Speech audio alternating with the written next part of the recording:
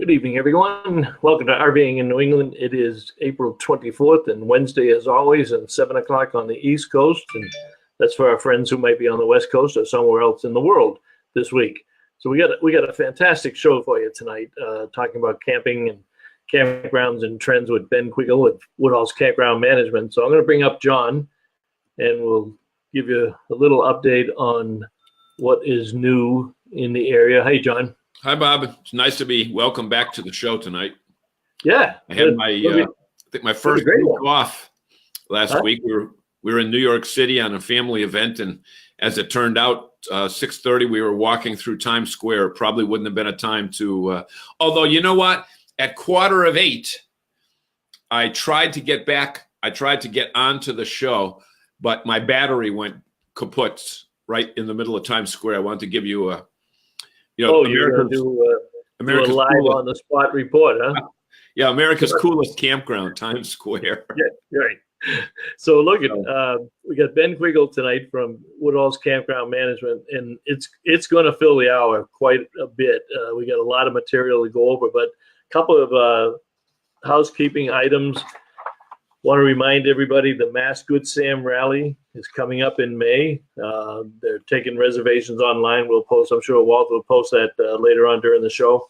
And I do have notification of 2 open houses. You know, once we get past the consumer shows, then it's open house season. Yep. And we have 2 big open houses this weekend. Bradford RV, April 26th through 28th, and Friday 9 to 6, Saturday 9 to 4, Sunday 11 to 4.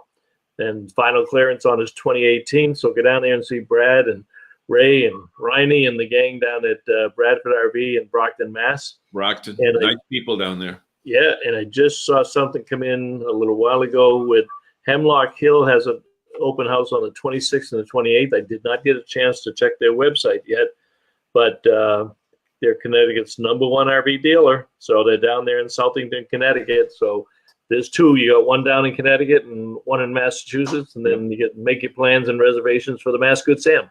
And then even though it's not an official open house at Majors, they're having a sale this week because Joe, one of their techs who's been there for many, many years, is retiring. So it's say great. It's not so, Joe.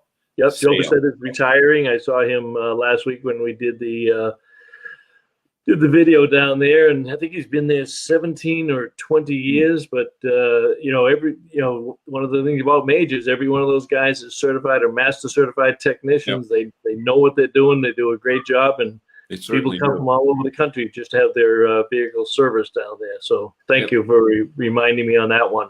So you mentioned Riney's name, and seconds later he just chimed in. Riney's here. He says hello. Let's bring up Ben, and then we'll catch up on who's in the show.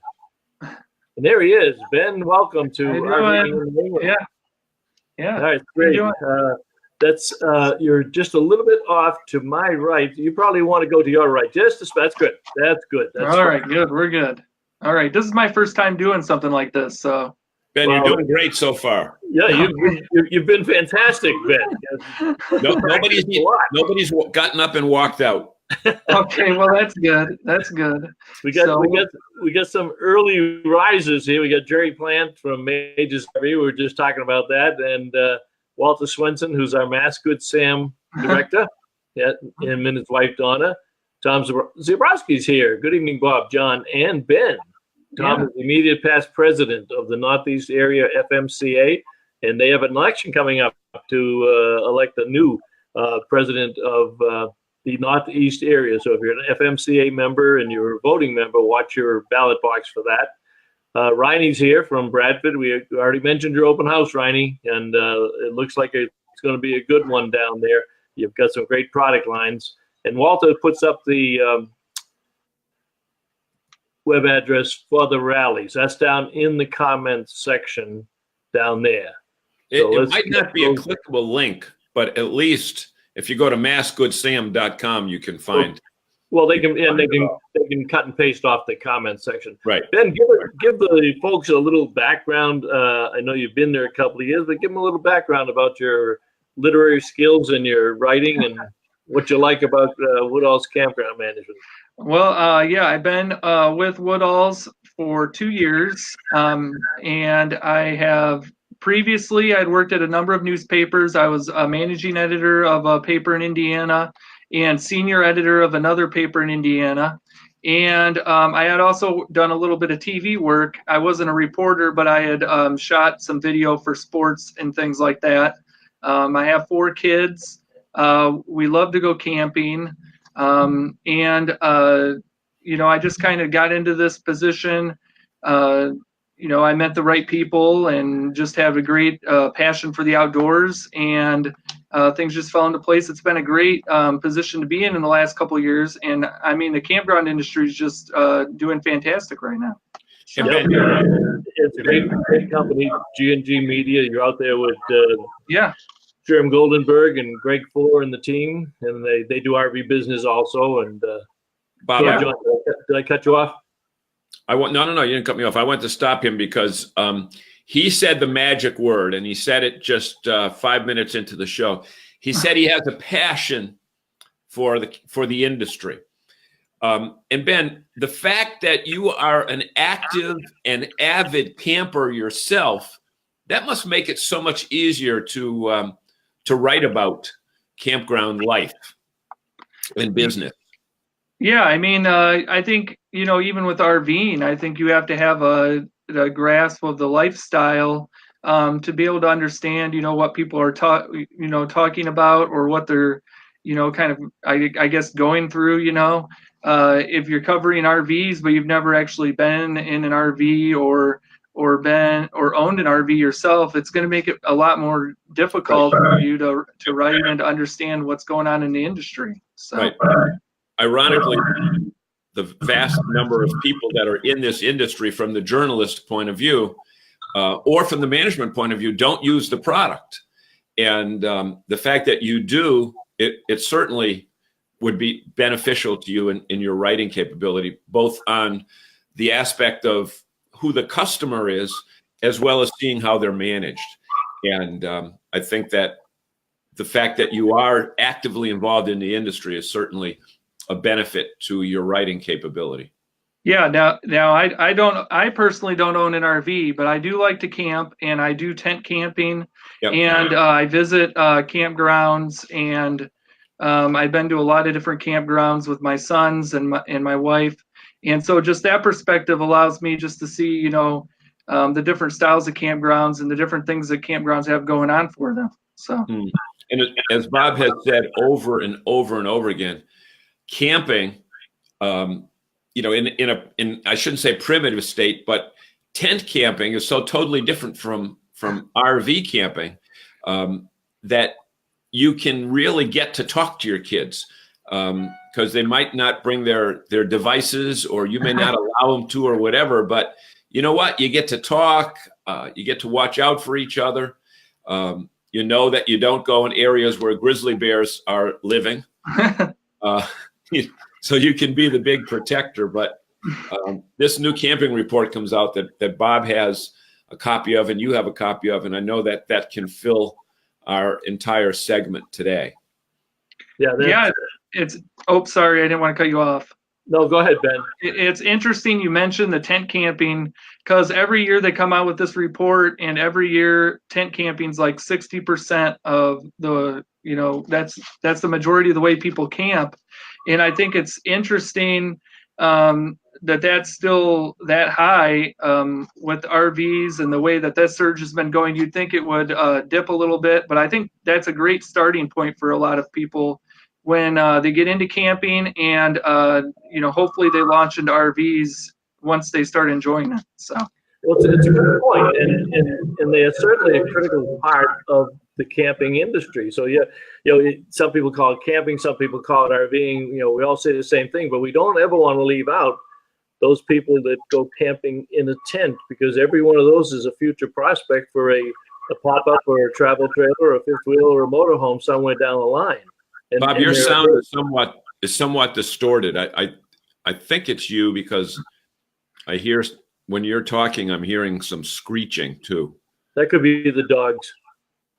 She's moving him out to the other. She's moving him out to the other cage. So they may be, they may be mad because they're not within range of watching the show tonight. So that could be them.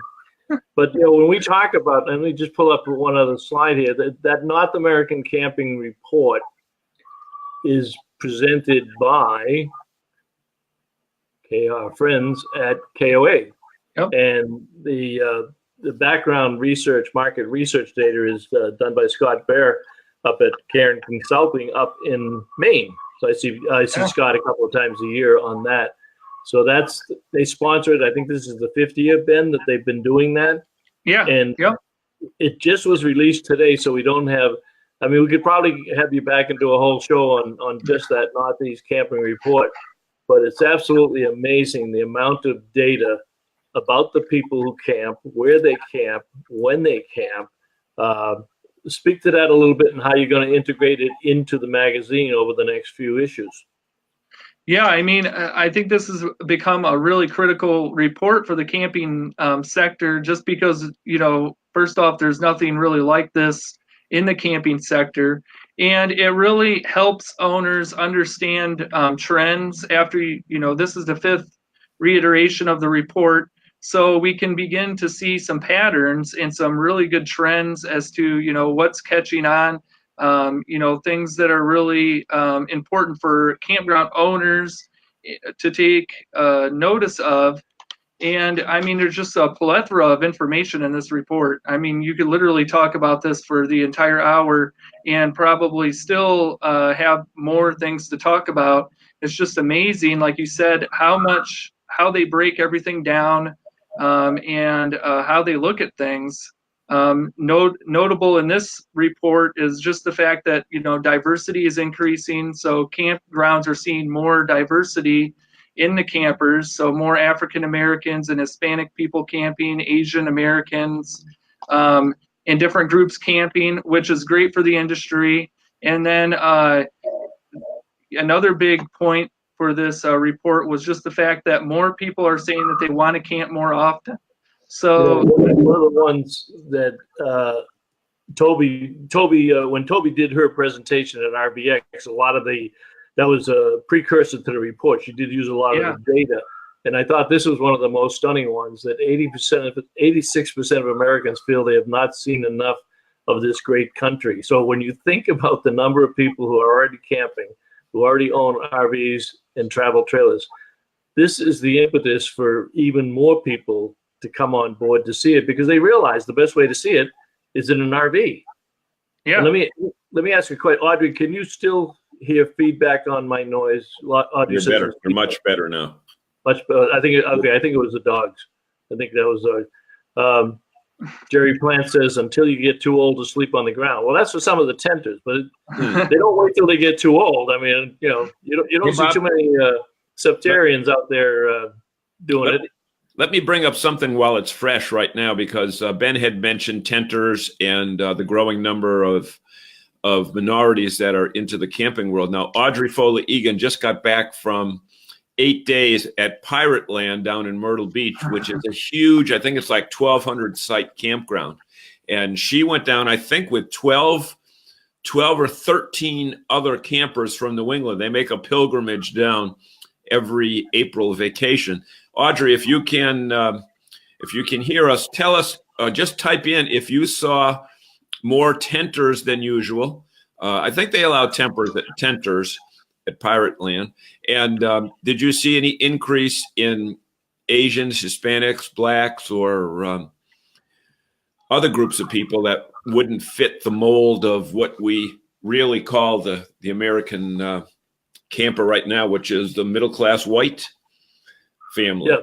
While we wait for Audrey on that one, this was one of the slides that Toby had that's also in the report. But when you look at all campers, you can see the lower percentages, but of the new campers, there's the outreach to different groups and getting them involved in camping is certainly working, because while 9% were African Americans of all campers, 14% of the new campers the last couple of years are African American, and the Hispanics went from 11% total population, 22% the last few years. So you can see that the advertising and the promotional aspects of the family values of camping are resonating outside of what had been for decades a traditional profile of the camping industry. Audrey says Pirate Land was packed this year. Every race was represented there, but there were not a lot of tenters. Yeah, I don't think Myrtle Beach big on tents. I'm not sure. No, you know what? I think the state park right next to it would be. Yeah.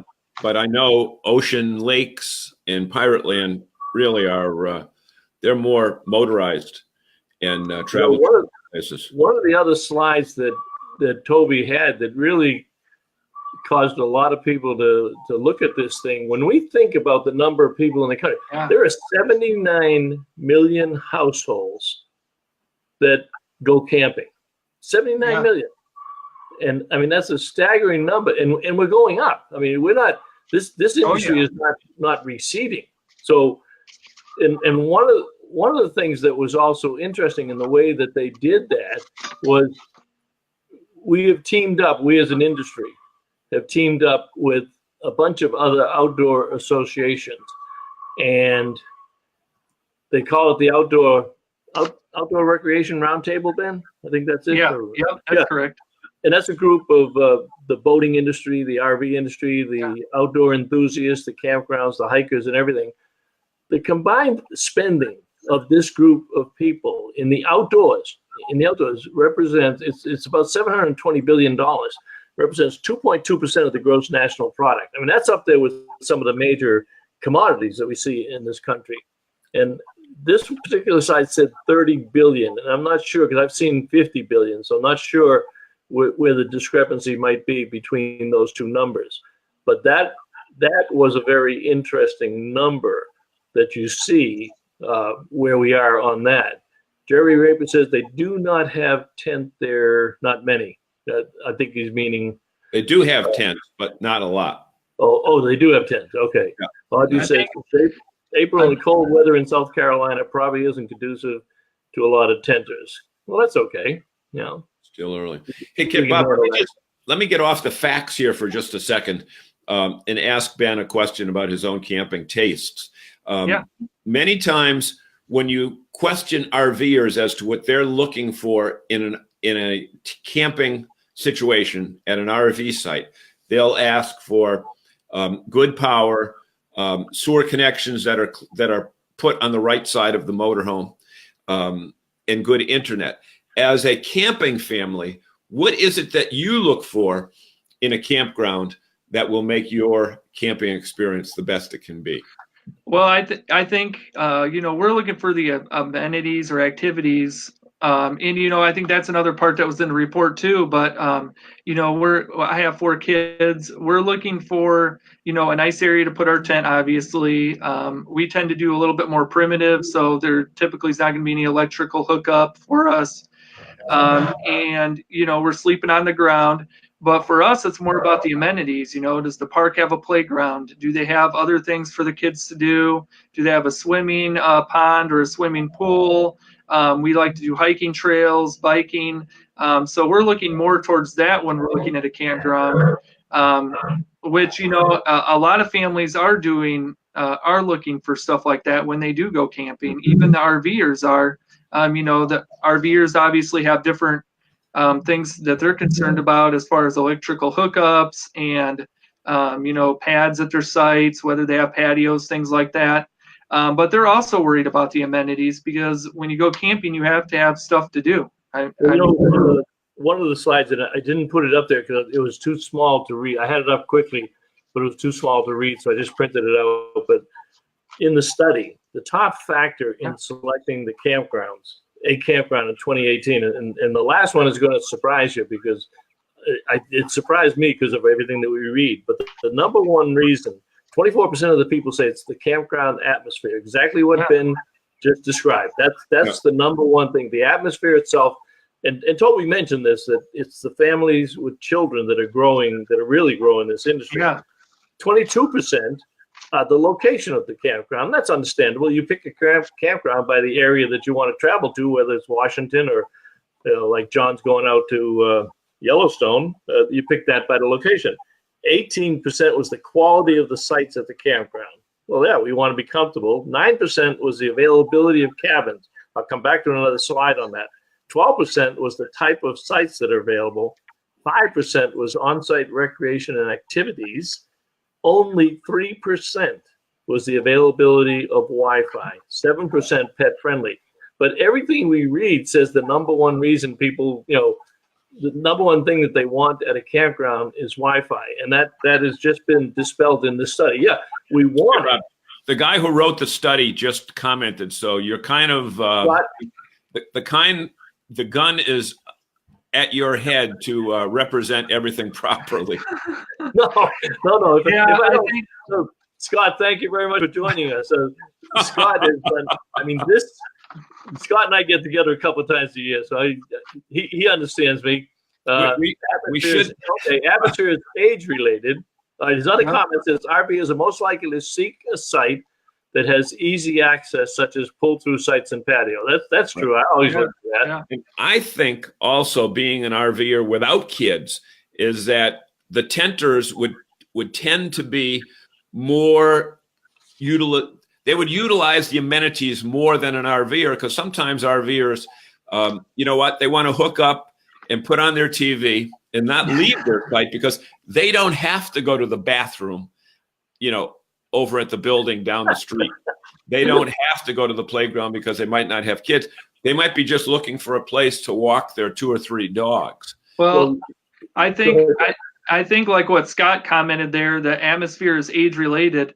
It just depends on the age. And I think throughout this report that kind of shows a little bit too, because millennials and younger families are doing more at the campgrounds. So, and they are buying RVs, and they're looking for campgrounds that offer more of an atmosphere in a place where they can do things even when they have an RV.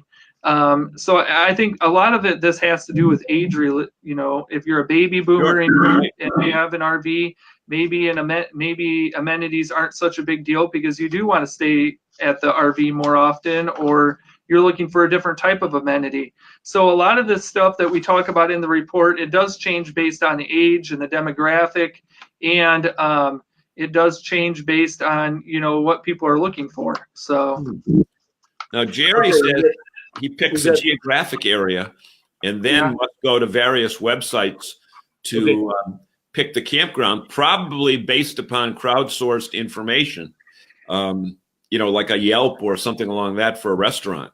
Sure. Time for your notice, John. Yeah, exactly. So Ben, let me just tell Ben one thing that we're doing here. Ben, as you can see, I know that you had some conversation earlier with Bob about, do we have an agenda? At what point should we talk about? And Bob was very correct in saying that we let this thing flow as freely as possible, because the coolest people in this group outside of you are our audience, and they kind of direct where we go with our comments.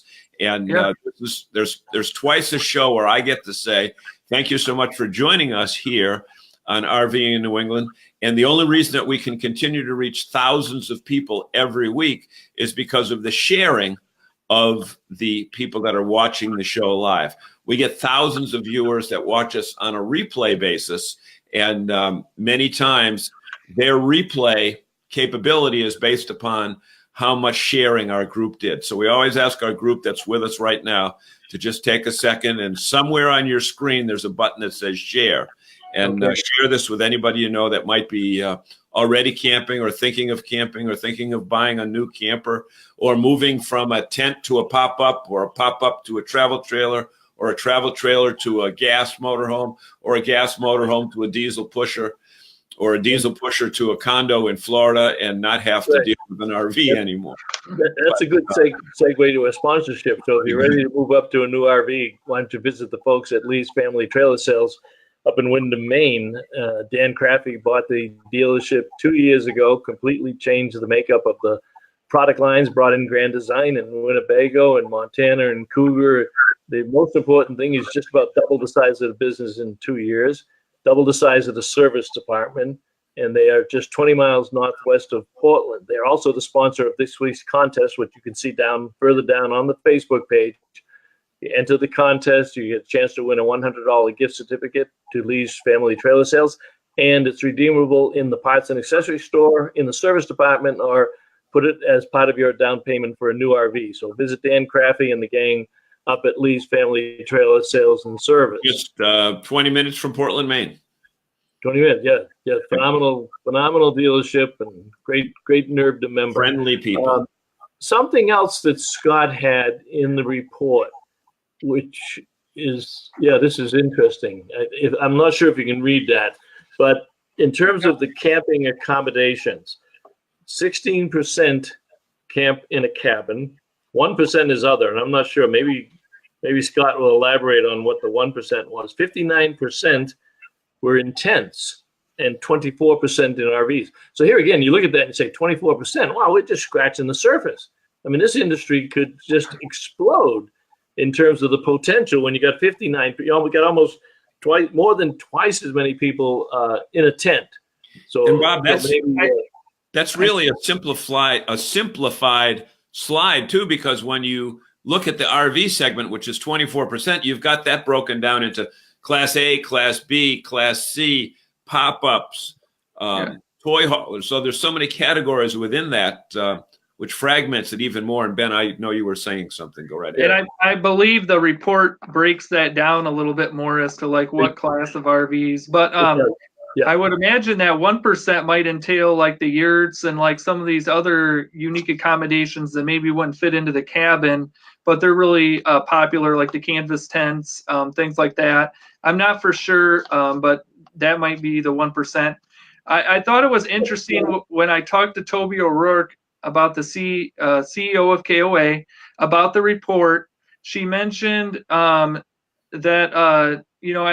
the tent is so high mainly because it's so easy. We have so many new campers coming into the market and they want to get camping. And for tenting, all you have to do is go to the store, buy a tent, buy a couple items, and you're able to go camping right away. Whereas, when you go buy an RV, it's a little bit more time consuming on that end. So I think initially people are just camping in tents just because it's easier, like Toby O'Rourke said, and it's more available. And then, if they decide they enjoy it, they're either going to go to cabins or some other accommodation, or they're going to go buy that RV. And I do think that RV dealers have a great opportunity to sell a lot more RVs to these new campers that are coming into the market. So, well, you bring up a good point, because I'm not surprised, but I wonder why some of these RV dealers don't sell tents. Now, I'm sure their argument is we want to sell RVs, but if you sell a tent and you get them into your dealership, we used to think they'd buy a pop-up, a travel trailer, and then go beyond, but they're going to start with a tent somewhere. So why not get them into that? Have you ever done editorials on that or articles on that, Ben? Does that ever come up? No, I don't think I've ever dealt with that. I don't know of any. I don't think I've got any nerve to dealers. Scott says 1% of the people who camp in the open and bivvy. I don't know. You're gonna have to enlighten me, Scott. Apparently, I've never camped out in the open there, but enlighten me on that. But I think the yurt, which was showing up there, the yurt, and let me put up the glamping tents. They probably, I guess, they're coming in under the maybe under the tents themselves. But there's so many options. You bring up a good point, Ben. How do you decide what to cover? Because there's so much that's out there, and you're a monthly publication, right, or weekly? A monthly. Yep. Monthly. And we operate the website on 5 days a week. So right. So you're really a daily publication, but the print once a month. Yeah. Did you have something there to say, John? I cut you off.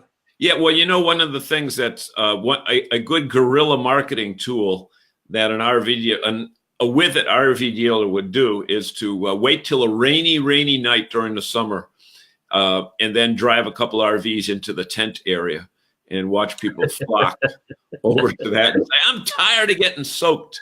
And so many people that we've talked to that have made the move, that started as tenters, they did make that little step through those categories that we mentioned earlier. But, everybody loves nature except when nature is, getting you wet. But I'm shocked to see that 59-60% tenters. Okay. That's not reflected in the campgrounds I've been to. Audrey just put me in my place. Speaking like a true RVer. People can buy them at Walmart and Amazon and Target, and you're not going to get a salesman's attention at an RV dealership if you're looking for a tent, is my guess. That's not a guess. I think you're spot on, Audrey. And that's valid, because I know we've got some dealerships that if somebody walks in and looks at a pop-up trailer, they don't want to even talk to the person with a pop-up trailer. So they'd rather sell them the motorhome or the trailer, but they gotta start someplace. And if that's what the person wants to buy, then sell them the pop-up trailer. But you're right. Don't cloud up the store with tents. All right, Hey, we'll Ben, just kill that idea, Audrey. Thank you. Ben, let me ask Ben a question, Bob, about those numbers, those stats. With the 59% tenting, and the biggest growth area that Toby and Jim Rogers before her have mentioned at KOA is the rental cabins by people who don't own an RV, that might come from the city but want to have the camping experience. Have you ever talked with KOA people in depth about, and other campground categories that sell independents, about the proliferation now of rental cabins versus people that are buying RVs? Well, I mean, I know that the rental cabins are, doing extremely well. When I talk to campground owners, they're adding rental cabins. I know when you talk to the Campground of America parks especially, they're really adding cabins, and they're also adding teepees and canvas tents and Conestoga wagons. And I mean, there's just a whole myriad of different accommodations that people are coming up with, and they're adding, all of those. And campers really like to camp in those types of accommodations. I don't know necessarily if these are people who are going to go get an RV, or whether they just like to camp in a cabin or a tent or something like that. But I mean, it's all just part of this glamping thing. And there are actual parks where it's just canvas tents now. Under Canvas has created, I believe, 10 parks where it's just canvas tents, and you're up on a platform in this fancy canvas tent with queen bed inside, and it's really nice. That's not how I tent camp. I wish I could, but that's not how I tent camp. Well, but I mean, all of this has a part to play in the popularity of camping and why it's growing. So let's throw a little controversy in here. I think I'm getting background there, maybe, but yeah. So you guys can pick up the conversation. I'll throw the elephant in the room, and then you guys can try to figure out the problem. One of the big comments, Ben, and I know you get it also, is RVers are getting a little bit upset that there aren't enough campgrounds, there aren't enough RV sites in the campgrounds, and they blame cabins and all this other stuff. I happen to like the variety because it brings a lot of people into the industry at different points, but we're not seeing as much expansion. I know KOA is trying to expand, and some of the campgrounds are trying to expand. From a editorial standpoint, don't want to put you on the spot, but what's your view of that? And because you look at this as a whole industry and you deal with it every day, what's your take on that? Well, I know when you talk to Toby O'Rourke or anybody at KOA, they mention that they're working to invite tenters. And I know when we were at the KOA conference last fall, they are actually, some of their parks have spaces set out just for tenters. So they feel like that's still a big part of the business, and that's a way to bring people in. As far as not enough room for RVs, I know we read stories every day about new RV parks, new campgrounds being built, and they're adding a lot of RV spaces.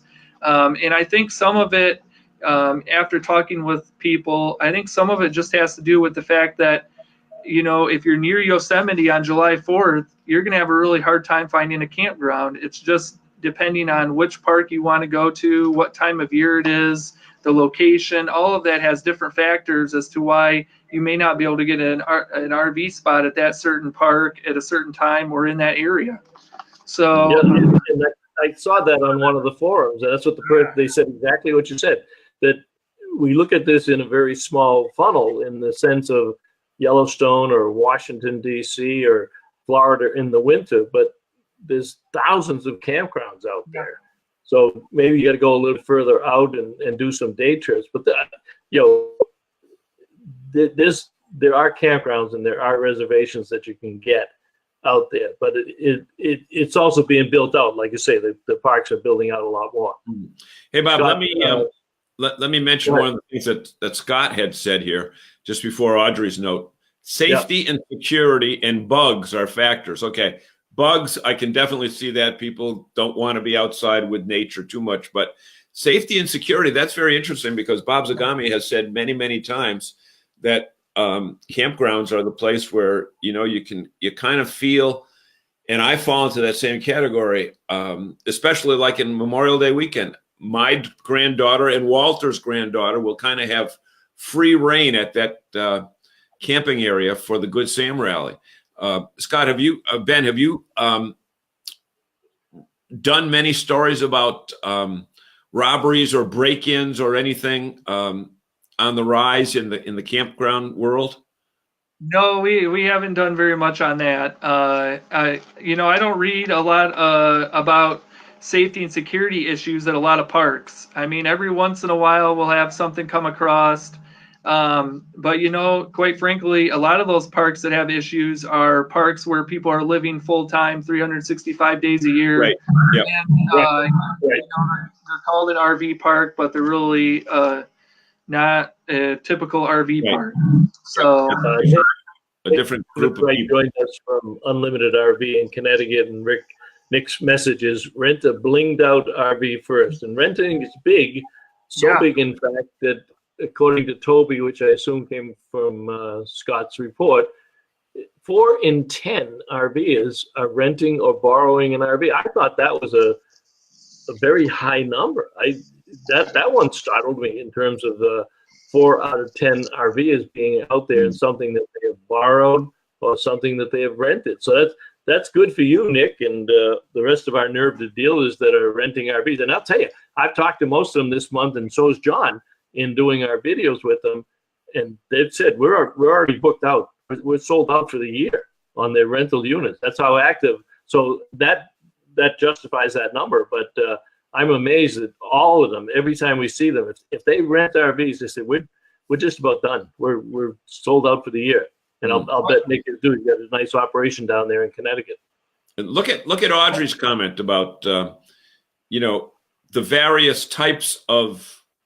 If you can find one campground with 3 or 4 different kinds of facilities, you can get all the family members together that don't necessarily RV, but they can still be together. I think that's a valid point. And like you say, it might be the young kids that want to be in the tent, or it might be that even parents that own a motorhome might have I've seen it on some sites that allow it. There's some campgrounds that don't allow it, where the parents might be in the trailer or motorhome and the kids are outside in the tent sleeping. But yeah, it does allow for many family members in many different types of RVs or renting different types of facilities at the campground. Mm-hmm. Back to the renting, I think this report actually says 6 in 10 non-RV owners say they would consider renting before buying. And last night I was just actually reading a story about how millennials and even the people beneath millennials, I forget what generation that's called, they're into a renting lifestyle where they don't own as much, they rent a lot. And I know that we're talking about millennials. A lot of millennials and people younger than millennials are living in cities. Parking is a very big issue for RV owners. Yep. And they just don't have anywhere to park it. So why not rent it instead of buying it? It'll be interesting to see how much more this renting grows. I imagine with the parking issues that some of these areas have, it's probably going to grow a little bit more. So. Well, and KOA has that relationship with Outdoorsy, which is one of the peer-to-peer rental companies like RV Share and My Way. So I think this number may even grow because they are so popular. And for that reason that you said, Ben, they're a renting generation versus a buying or materialistic type of generation. So they're more inclined. They've certainly proven that with Airbnb when they do their traveling. And it's just going to increase on the RV side of the fence also. Hey, let me ask Ben a question based upon Matthew Harrington's comment there. It says, I love the KOAs. They're always clean and consistent in their service throughout the network. Now, that's the whole reason that franchised hotels grew. And, you know, when the folks from Holiday Inn started, the best surprise is no surprise. That was their slogan at the time. From the business perspective, have you seen more growth of campgrounds going into national franchises for advertising and reservations, or have you seen more of a growth in the mom and pop or people pulling out of the franchisee circumstances? I don't know if I've seen enough statistics to be able to, or talked with enough people to be able to answer that effectively. I think one of the trends we're seeing is that more corporations or like larger groups are buying campgrounds. And I know when I talked with the people up in Canada, they're having a big surge of that up in Canada. As far as on the franchising side, I don't know. I know KOA is growing. I know Jellystone, Yogi Bear's Jellystone Parks are growing. They're adding more campgrounds to their system as well. And I just don't know if I have enough data to be able to say, you know, that there's a big rush to be a franchise or whether they're rushing out. I do know that KOA seems to be having a lot of success and their model seems to be working for them. And I think people really enjoy, like what Matthew Harrington said, the consistent service, the ability to look at the KOA and understand that the quality is going to be there. And I think for a lot of people, that's important because they only get 1 or 2 vacations a year and they don't want to spend it at a park that maybe doesn't have everything that they wanted or is below their expectations. So. Yep. Well, you know, I think you reported on this, Ben. I think I read it in one of the recent magazines. But the casinos have gotten real smart about this. Now, we all know that they've always invited RVers to park in their parking lots, or they might have a parking lot specific to the RVs and run the shuttle bus up. But there was a story, and tell me if you did it, about them actually building out full-fledged campgrounds. I know Turning Stone has a campground up in New York on the Thruway, but the casino's getting really smart, and they're building out, because number one, they're going to get the RV people anyways, but it's going to be another stop for somebody that may not even frequent the casino, but they're going to, you know, casinos don't do anything cheap, right, John? Yeah, well, you know, I had heard that someone told me that Mohegan Sun was building a campground. I don't know if there's anybody here that can verify that or not. It was either Mohegan or Foxwoods, because right now they both use remote parking lots for the RVers. And last week I just happened to be at both of them. We overnighted at Mohegan, which is the 3rd largest casino in the United States. And there were only, ironically, there were only about 8 or 10 units there. And then we went over to Foxwoods. There were about 30 units. And we're trying to figure out why the big difference, but it varies. Some weeks you get 50 RVs over at one place and not at the other. But I know up in Toronto, Casino Rama, just north of Toronto, has a welcoming area for RVs. And even, you know, camping on the Ohio Turnpike, as I did a video last year. The Ohio Turnpike, Ben, I don't know if you've traveled across, you know, every other rest area on the Ohio Turnpike has full hookups for $10 a night. Yeah. I mean, I think that kind of goes into that boondocking. You know, these people, when they're traveling, they have to have somewhere to stop. And I know the campground sector is trying to come up with ways to make it to where instead of staying at like a rest stop or staying at a Walmart parking lot, they are trying to solve that issue and come up with ways that campground owners on the road within a few hours can find a campground nearby that they can pull into with their RV and be able to stay the night in an actual campground instead of having shoppers come around their RV in the middle of the night and things like that at a Walmart parking lot. And I know places like Campers App, for one, is Site Tonight. They're just trying to find ways that campground owners can possibly put their sites up that they haven't sold for that night at a cheaper rate and possibly get some of those interesting RVers that need a place to park for the night. So. Yep. Got to share, John. The smart thing is that get something from it instead of let it all go. Yep. That was there were some hotel sites that used to do that too. Last minute bookings. Bob, I don't know if you're looking at some of these comments, but we've got some phenomenal comments. All right, let's do the commercial. Let's do the commercial and the share, and then we'll get right to the comments. Okay, so folks, we just want to thank you again. It's every 20 minutes we get to say this. We want to thank you so much for joining us tonight.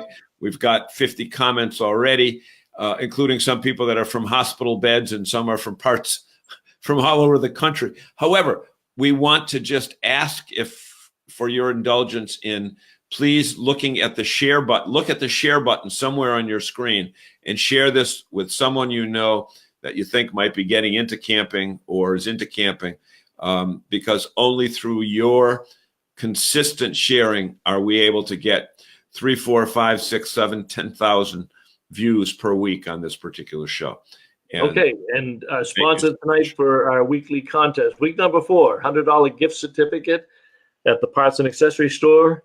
Use it in service or use it as a down payment for a new RV at Lee's Family Trailer Sales and Service, Windham, Maine, 20 miles northwest of Portland, Maine. A big Grand Design dealer, Winnebago dealer, Montana, Cougar.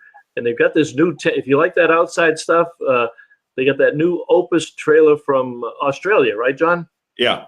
It is like the battle tank of pop-up trailers. I don't know if you've seen it, Ben, but it's absolutely incredible. But take a ride up and see Dan Crappy and the team up at Lee's Family Trailer Sales, and be sure to enter the contest right here on our page. You want to do some of the comments, John? Well, you know what? We want to wish Martin Quayle good health. Bob, I know you were talking to him a couple weeks ago, and he was slurring his words, and then we found out a couple hours later he had a stroke. So I see that he is with us right now, and we want to wish him the best possible recuperation. Yeah, he had one of those little quick tinges, and he's recovering nicely and working hard on his main rally up at the Freiburg Fairgrounds in September. Certainly do that. So glad you could join us, Martin. What else we got here? Joseph Nault. I'm not sure I can read all of his shorthand. Do you know him, Ben? He says here at DWG KOA, we just went last week. Oh, John Nault, yeah. And with Toby and Pat, and talked about how big rentals are, like Orlando. Orlando Southwest KOA has 85 Class C rentals in the winter. Well, that's interesting. I didn't know that that any of the KOAs actually did motorhome rentals. That's interesting. Yeah, that is interesting. I know Joseph Nault is a Facebook friend, but I can't remember exactly where he's from. What's Audrey say? You want a place to stop at midnight? Okay, now here's what Foley does. Foley Egan. They leave Worcester, and she lets everybody in the world of Facebook know when she's leaving Worcester. Then she gives us an update when she hits the Connecticut line.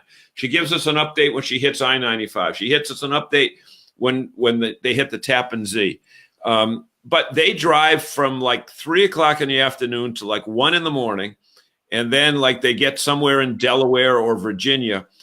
Because they're heading to Myrtle Beach, they don't necessarily need full hookup, so they just pull over en masse, and either do a Walmart or I think they've stopped at the casino down in Dover, Delaware, stay to 4 to 6 hours and get up and move on. So that's what some people are doing as well.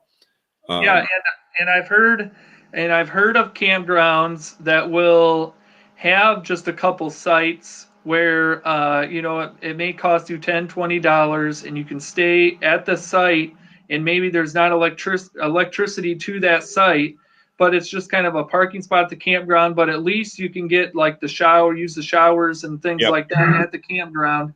I know campground owners are trying to coming up with ways to tackle this, and I know that there are website reservation developers that are trying to come up with ways to put these people into campgrounds more if they want to. Obviously, if you if Walmart parking lot works for you, then that's great. Or if you don't mind staying at the Ohio Turnpike rest area, then that's great. But I know there are a lot of RVers out there that really want to stay at a park and not in the Walmart parking lot. And I'll tell you, I stayed twice going both ways out to the Winnebago factory on the Ohio Turnpike. You got to learn to sleep with traffic, because you're only about 50 yards from that highway, and that traffic is running all night long. And I think it's true that people do want peace and quiet to sleep. And somebody wrote here something about safety, safer than Walmart's, Audrey, and security is much safer than Walmart or rest areas. And I'll tell you, folks, Ben, have you ever done anything on people sleeping in rest areas? Because I think that's sketchy, personally. No, I don't think we've done anything on that. Sleeping in, but I would definitely have some issues, even at a Walmart parking lot. It just depends on what area you're in. I mean, you don't know if people are gonna, people are crazy. So right, exactly. Exactly. And sometimes people say, "Oh, I'll stay at one that's open 24 hours." But sometimes, I mean, I have stayed at them, and I remember we were going down to Atlantic City, somewhere around there, and there was a full-fledged battle going on between a man and a woman that were not having. It was a verbal battle, but it wasn't conducive to sleeping near them. I guess I had a couple. I had a question for you guys. I guess what. Wait, time out. It's our show. You can't ask us questions. Why can't I ask questions? No, go ahead.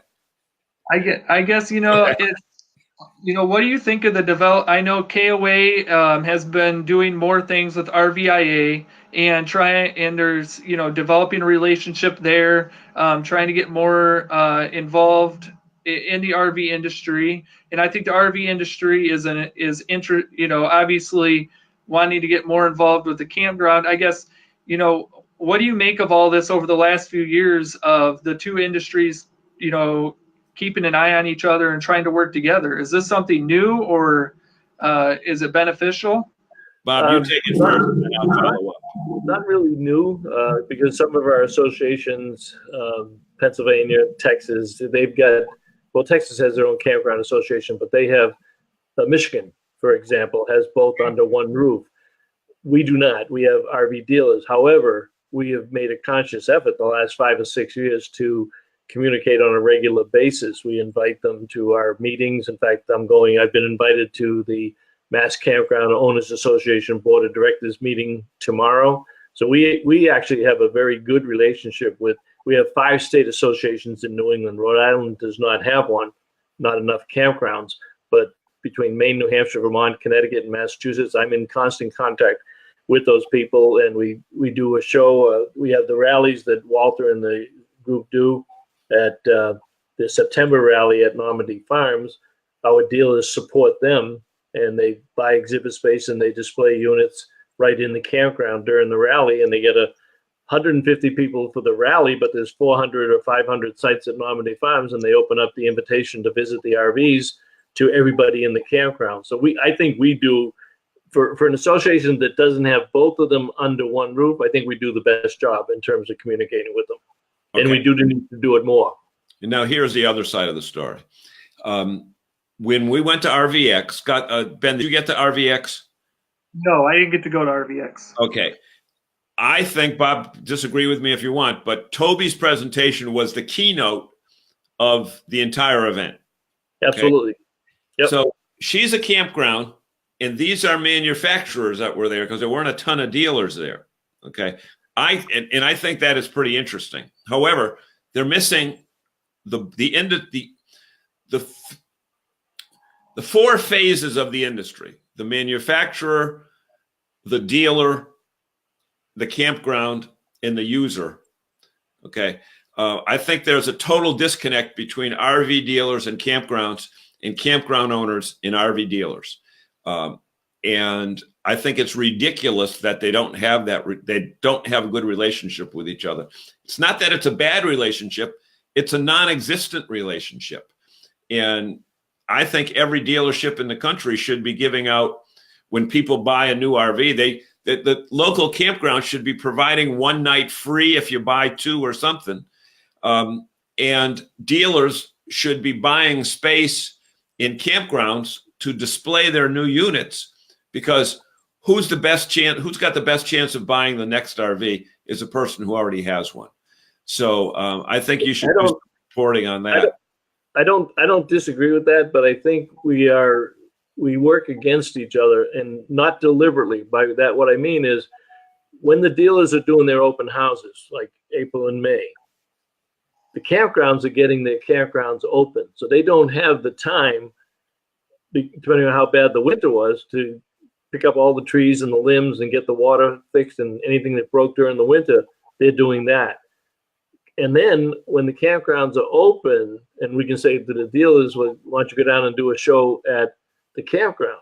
Well, that's their peak season, and that's when people that want to buy an RV are going to go to the dealership. They don't necessarily want to go to the campground. So I think it's a challenge for all of the parties involved, because of the way the seasonality of our business up here in the Northeast. I think it might be different in other areas of the country where the dealers have sales activity all 12 months. Not that we don't, we're getting more of it, but a much more stabilized selling season, and the campgrounds are open 12 months out of the year. Well, I guess just one other thing I wanted to mention, just out of this KOA report, that I thought was really fascinating, was just the kids, the importance that the report puts on how the kids influence the decisions. And I think that really impacts the RV industry too, somewhat, because the kids are really driving what the parents are doing. According to the report, they're maybe not making the entire decision, but they're definitely helping the parents make the decision. And I think when I talked with Toby O'Rourke, she just mentioned, the fact that, for RVing, and I know we had the Go RVing graphic up a little while ago, when we're looking at marketing in the future for the RV industry and the campground industry, just the fact that we need to market maybe towards some of these kids as well, or the teens that are really influencing some of these decisions. And I thought that was kind of a really neat point out of the report too, because we don't see a lot of advertising towards teens or kids. A lot of it's towards adults. But yeah, and that is covered in the report. And you're right, Toby covered it in hers. I don't have the stats for it, but in terms of the number of families camping with kids and the influence of the kids. And it was interesting because when I had breakfast with Scott a couple of weeks ago up during the main show, he mentioned about the impact of the teens and the statistics that were going to be in the report. And I said, well, they're not going to go unless they can have their computers and be able to do all this stuff. And I was, again, wrong, because they like going out there and hiking. We're getting, there's a tremendous effort to get kids outdoors. And you saw the other one, about 3% for the availability of the Wi-Fi. So a lot of us have misconceptions about the importance of the Wi-Fi, and actually the importance on the kids. Yeah, there's some that are going to be glued to it 24 hours a day, 7 days a week. But kids love to go camping. And I think you bring up a very good point, Ben, that we should be changing some of our marketing and some of our sales approaches to these things, and certainly not to disregard them when they come to the dealer's lot with their parents, because they could be very good influences on the type of RV and what the parents buy. Yeah, and the technology isn't that, the report keeps showing that the technology isn't that big of a deal for the teens. While they still get on their phones, there's still a high percentage of them that say, even if Wi-Fi or internet wasn't available, they'd still want to go camping. And these teens and kids they say that once they get camping, they're going to continue camping. So they really enjoy it. And, this is the entryway to the RVing and the camping industry. And I think, we have to start looking at that more seriously. Yeah. Scott brings up a good point. We're talking about Scott tonight because he happened to be the market research behind it. But he said the Campground Report was envisioned as a way to provide the entire industry with information to help everyone, and was the brainchild of KOA way back 5 years ago.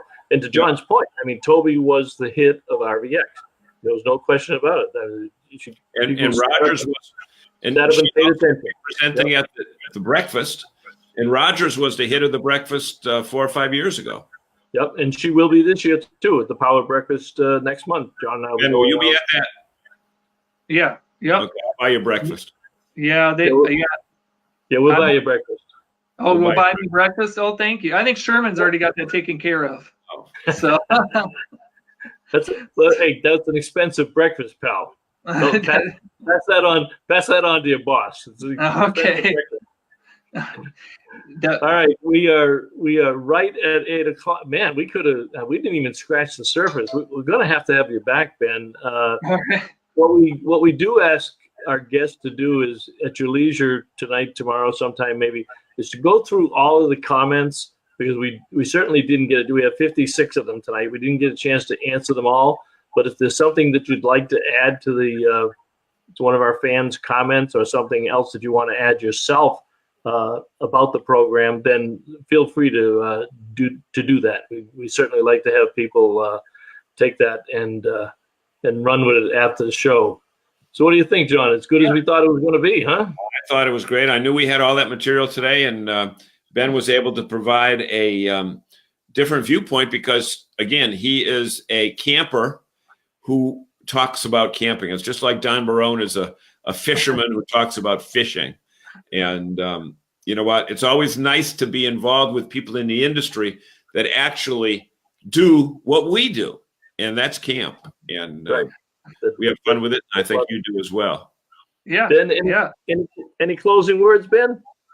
No, well, just thank you for letting me come on, and it was really neat. This is my first Facebook Live event like this, so it's been great to be on and just to see all the comments, and you guys are doing some great work there, and I look forward to seeing you at the Power Breakfast.